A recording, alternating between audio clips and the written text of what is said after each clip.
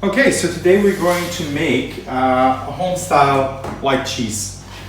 Now, usually you need rennet for cheese. Usually you need an unpasteurized milk to make cheese in order to have the right bacteria.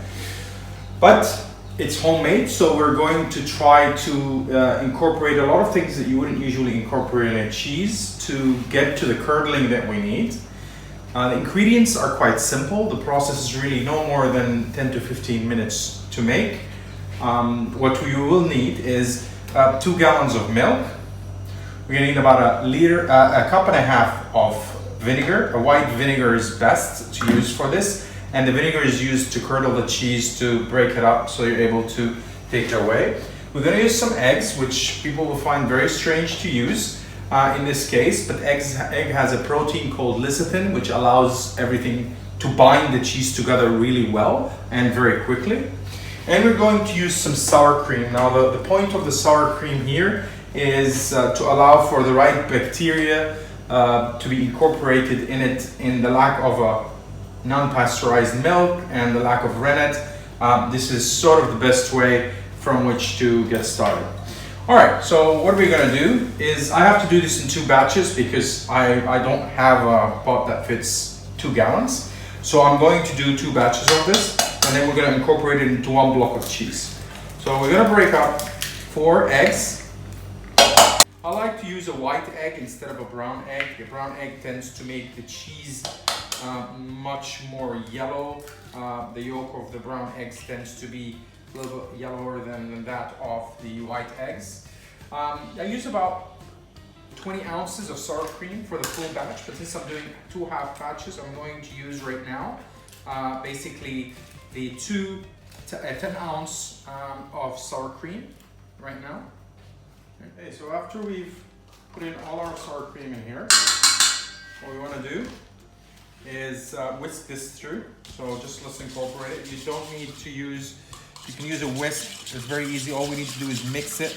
We don't need to do anything but just make sure that these 2 ingredients are well incorporated together. Okay, so after this, we're gonna take 1 of our gallons. It's important not to try to speed up this process of milk boiling. You want it to take its time.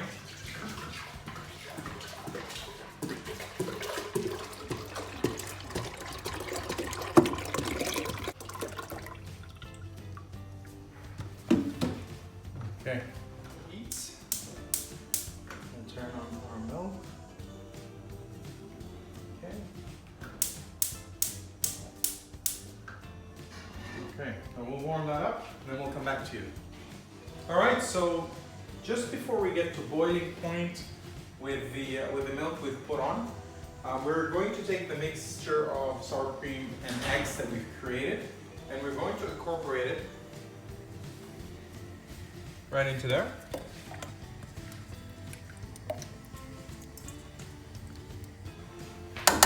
As I said, I have to make 2 batches. I doubt that anyone can make full batches unless you've really got a big pot. These are some bigger pots. Just get that in there for now. And what you're going to do after you get all the mix in there, is make sure that you mix it up well. All right, give that a good stir. Incorporate everything in.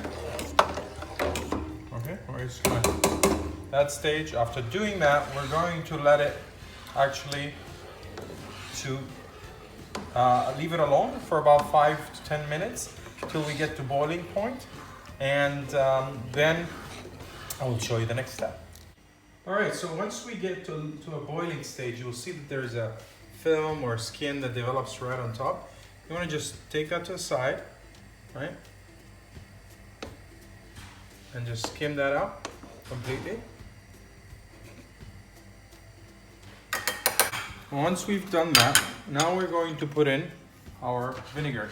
So 3/4 of a cup of vinegar you're going to put in for this process.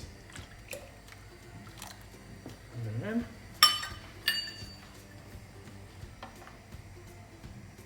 pair 1 of these pots. We're going to use 3/4 of a cup. So the whole process of the vinegar is to really curd the milk right now. What it's going to do in a very short period of time is we're going to start to separate the water out of the milk, and then we're gonna get to the straining process.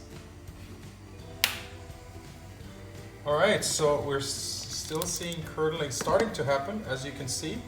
As I said, give it 5 minutes in this curdling process, and then we're going to strain this.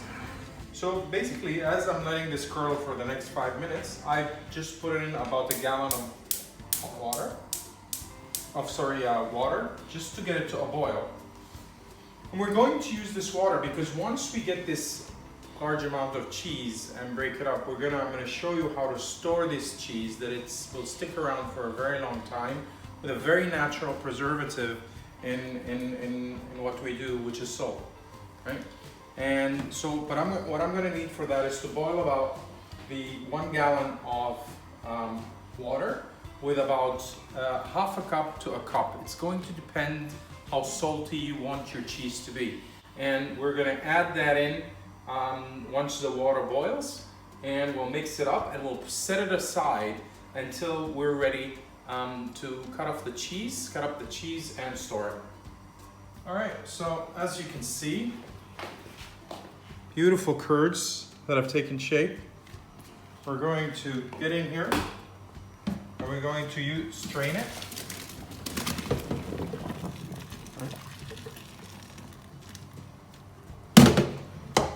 I bought one of these cheesecloths. All you gotta do is just make sure that, you see, trying to drain that cheese. This cheesecloth bag is reusable. You can buy them on Amazon. They're very, very simple to get a hand on. Okay. All right, so my second batch here, I'm gonna put them all together. I'm gonna now get into a straining process.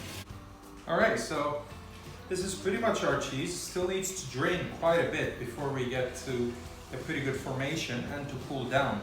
So what I'd like to do at this stage is I like to twist the bag, transfer it onto a big pot. Now, the most important thing that you need to do is put some weight on this. Now what I do is go out to the garden, get a few of these rocks. I put it on a nice spot. 7-inch pan that I have for the oven, and then I put that right on top, right, to create a weight on the cheese.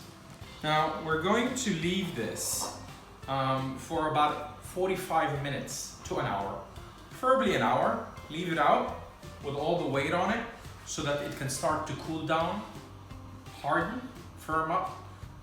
And then we will take it down to the packing of this cheese.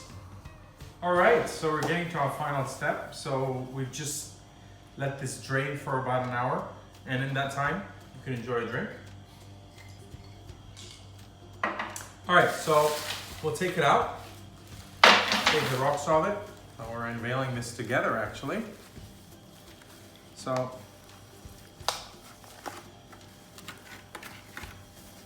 take that completely out. And at this stage, you should have a pretty firmed up cheese, right? Should be pretty firm by now.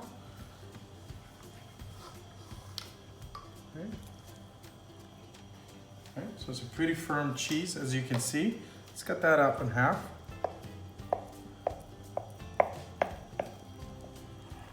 Show everyone how that looks inside. That's how your cheese should look like, actually. Pretty firm, right? Pressed. All the water should be out. If you haven't actually seen it firm up in about 40 minutes or completely drain, just continue to drain it. It's okay to leave it out there for a little while, just to make sure that it's completely drained out. Now, what we're gonna do as the next step is, you're gonna cut it in pieces of how you're going to eat it. What do I mean by that? So, smaller pieces if you are going to eat less of it, because once we put it in here, right, we're gonna put some salt water in here, right?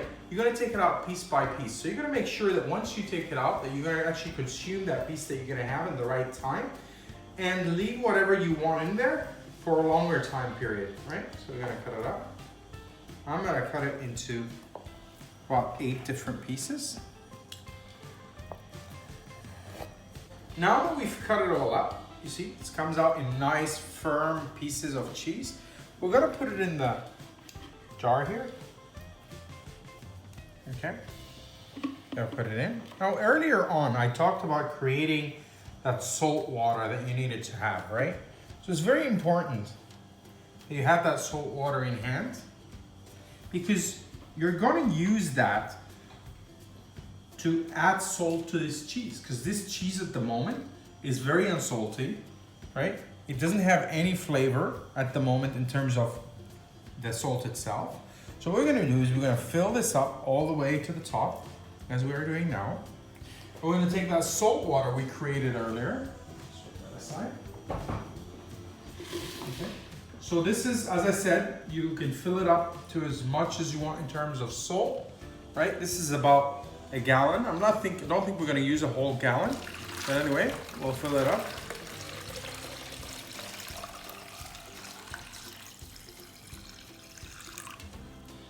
All right, make sure it's full dried up to the top. You need to make sure that you create a good level of coverage for the cheese, so the cheese is fully covered with your water.